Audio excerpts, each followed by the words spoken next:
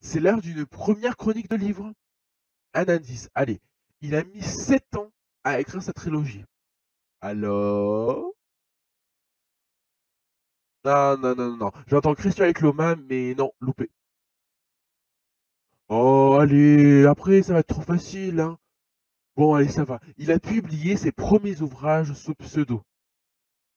Ah là, vous me donnez votre langue? Il est poète, il est belge, il écrit des nouvelles très noires. Alors? Bah bien sûr, c'est Laurent Dumortier. Vous vous réveillez, hein? Les terres de l'Est sont sur le point d'être envahies par Guaramon, le fils du seigneur Cristal, venu venger son père ayant subi une terrible défaite des années auparavant. Mais Redin et Balthus ainsi que leurs compagnons vont tenter de mettre fin à l'invasion, mais tout ne se passera pas comme prévu. Voici le synopsis de quatrième de couverture de ce premier roman, donc d'une trilogie. Alors, je dois dire que je l'attendais depuis longtemps. C'est une trilogie qui est annoncée par Laurent Dumortier depuis quelques années. D'ailleurs, je l'attendais depuis tellement de temps que je pensais à une légende. Et de fait, il s'agit bien d'une histoire, celle d'une légende.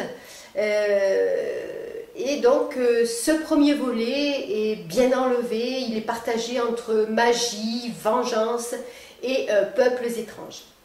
Ce monde fantastique, il est bruyant, mouvant, rempli d'une imagination débridée, telle que je les aime, qui est capable en fait d'enthousiasmer les adultes, donc l'adulte que je suis, mais également, et je pense réellement qu'il est destiné à à de plus jeunes lecteurs, fans d'Heroic Fantasy.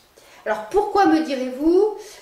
Bien parce que d'abord l'auteur laisse toute latitude à son lecteur pour imaginer ce monde selon ses envies.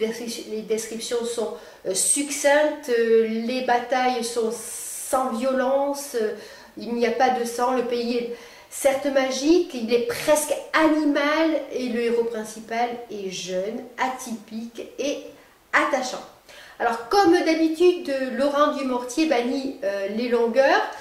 Ce premier tome ne fait que 86 pages, une mise en page très lâche. Il va à l'essentiel, il ne s'embarrasse pas de digressions contextuelles. En fait, quelque part, j'aurais tant aimé qu'il nous parle un peu plus des ménergoles, c'est des sortes de fourmis géantes, de fail, là, une forêt un peu étranges, des oiseaux d'or par exemple, ou de la vie des Athènes, ces êtres mi-hommes, mi-singes, en ancrant solidement en fait cet univers magique dans quelque chose de beaucoup plus vaste, un peu comme Tolkien l'a fait avec le Silmarillion.